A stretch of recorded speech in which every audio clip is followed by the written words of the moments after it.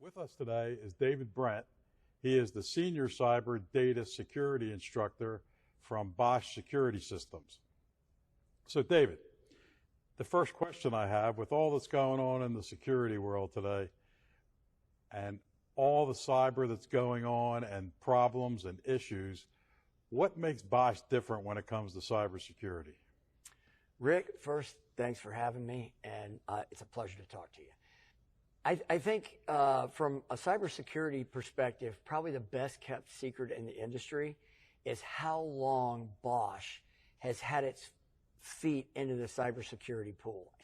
With the launch of our IP video product line in 2004, Bosch already had its sights in its hands into the cybersecurity pie. Now, what I mean by that is when we launched our IP video line in 2004, the products that we were launching already had a crypto coprocessor in them.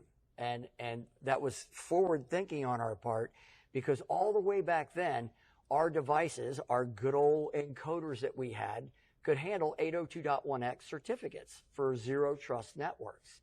We're also looking at the fact that all of our devices, since we launched our IP video line, have been what is called RTOS, or have had a closed operating system. That means you can't load any third-party apps, anything malicious in any way, shape, or form. And the other thing is we've also had a signed firmware to go onto those devices. So running since about 2004 when we launched our IP video line, we have really been cybersecurity aware, if you'd like. And I'm going to say probably the biggest thing that people need to know, and I'll say this candidly, over the last few years, we launched our cybersecurity class that I developed in 2016. And at the time, there weren't a lot of vendors out there that were paying attention to cybersecurity, okay? One of the foundations of Bosch is the fact that all of our products, and when I talk about the cybersecurity features, I'm not talking about just one camera. I'm talking about every camera in the portfolio, every video product that we have.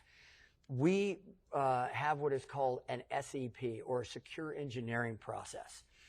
That means everything that we produce, be it software, firmware, or hardware, are all, when we design the product, we're actually taking and we're putting security as in the forefront when we're designing the product. And that means that we're doing internal and external third-party pen testing on not only just the hardware, but on the software, the firmware, and the product as a whole. Does that kind of make sense? Absolutely.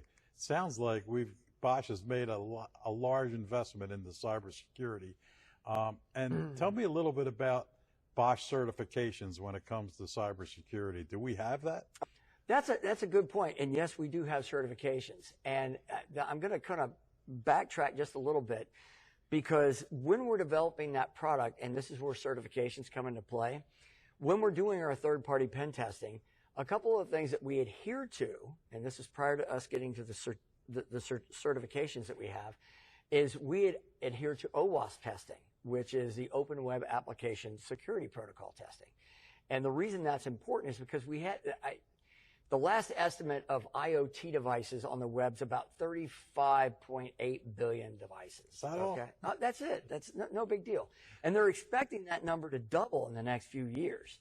And the thing with that is that when you're dealing with IoT devices, every camera panel out there, they all have a web interface. And so when we're talking about OWASP testing, we're talking about the fact that we're making sure that the web interface of all of our products can't actually be manipulated with what is called a cross-site scripting attack. And that could be really bad when you're dealing with an IoT device. And with that, we actually adhere to a couple of really high standards when it comes to our customers and what they expect. So when we design a product, we're adhering to NIST standards. We're looking at SIS testing, STIG testing.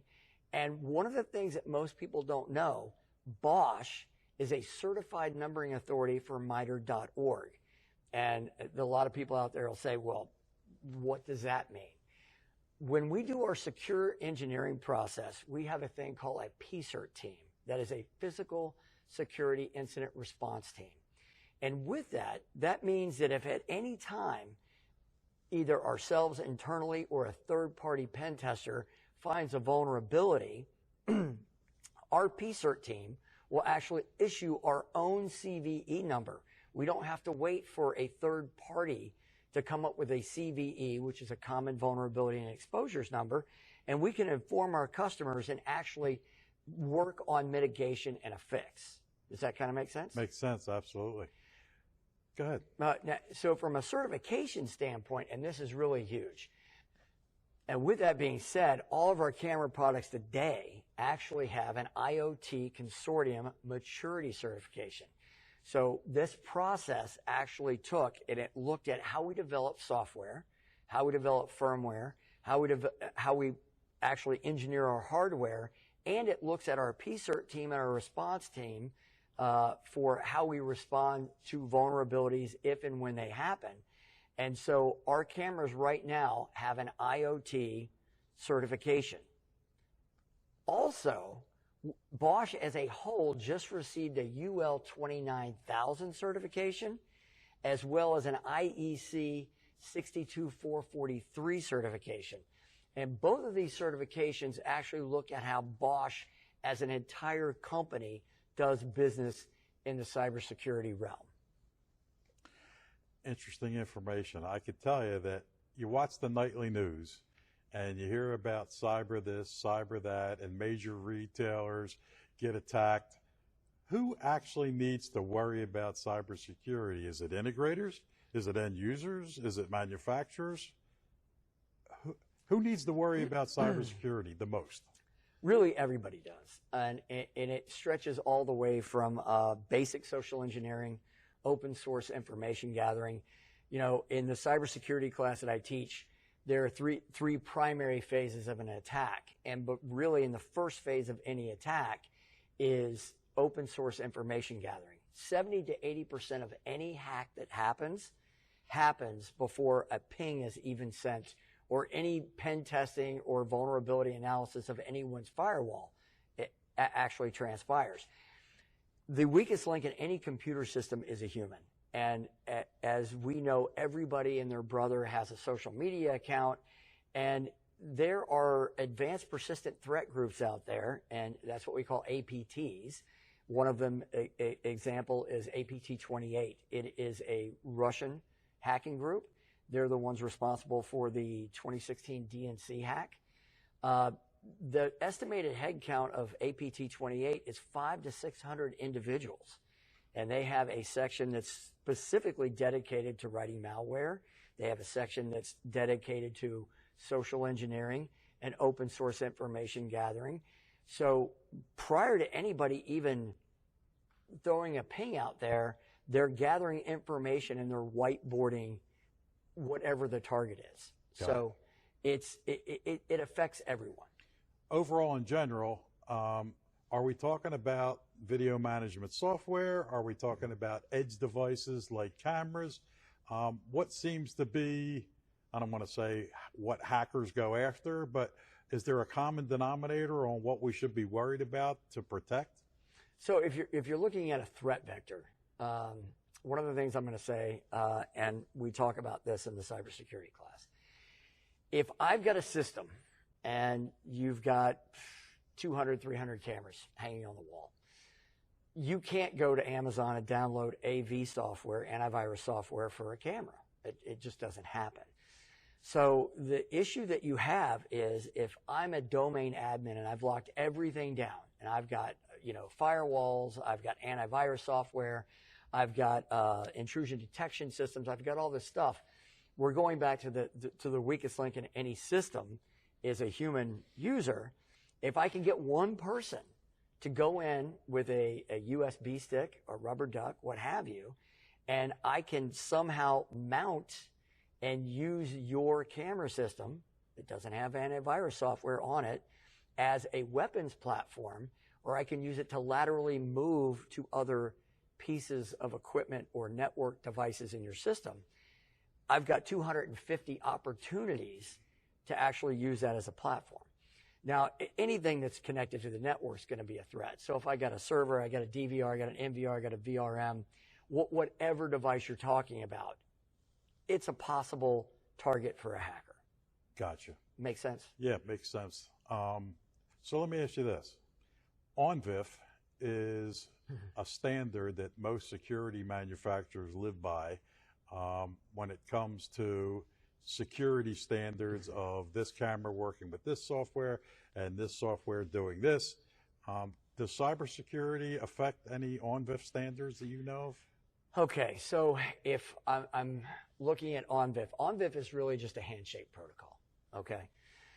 Most vendors, if I have an NVR out there or an archiver, depending, if you're Genetec, Milestone, whoever, if I have an NVR, I'm doing an RTSP pull. So ONVIF as a whole, the handshake takes place when I'm the NVR and I say, oh, you're a third party, are you ONVIF compliant? And you say, yes, I'm ONVIF compliant. And then I'll ask you a question, do you have audio? And you'll say, yes, I have audio. And, we'll negotiate. You got to tell me what you got. I tell you what you got. Okay. It's a specific port. So if I'm locking a camera down, which is what I teach in my cybersecurity class, how to lock down a camera to lower the attack surface so that when you're getting that vulnerability analysis, that so-called pen test that everyone says, I got a pen test yesterday. That's not a pen test. That's a vulnerability scan. Pen tests take a long time. Vulnerability scans take anywhere from a few minutes to 5 or 10 minutes per host, depending on what you're scanning.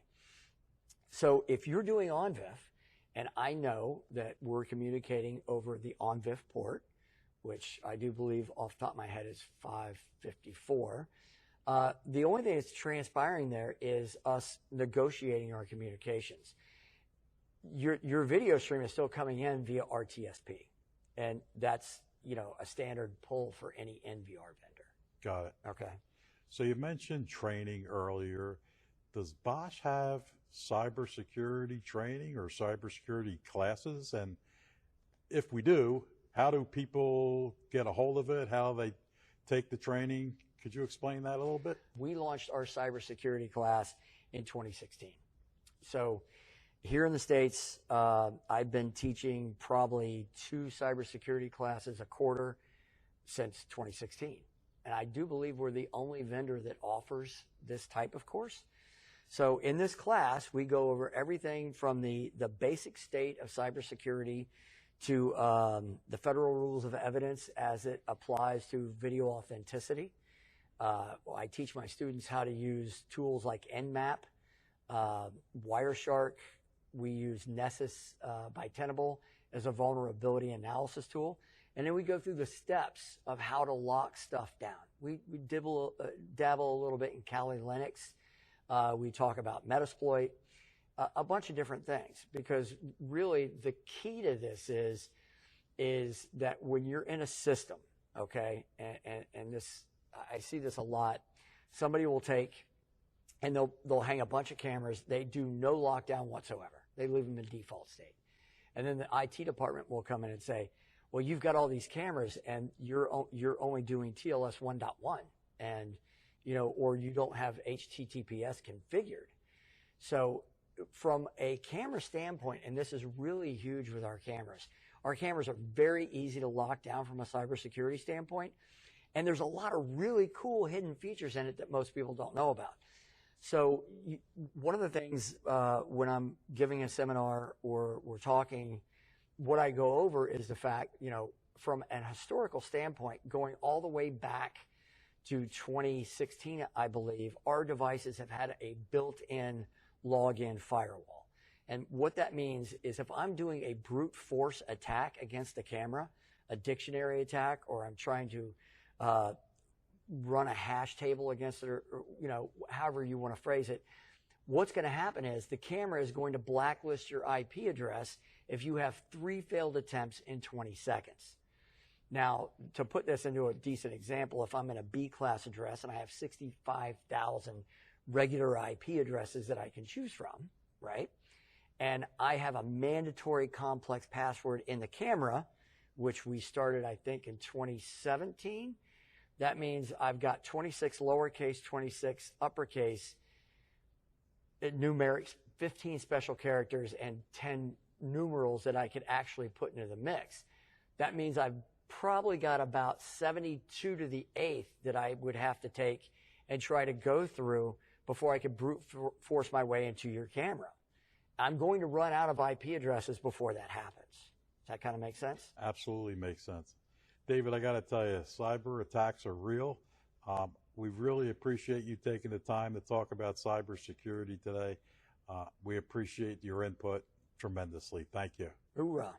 AIoT video solutions from Bosch. Predictive, sustainable, trusted.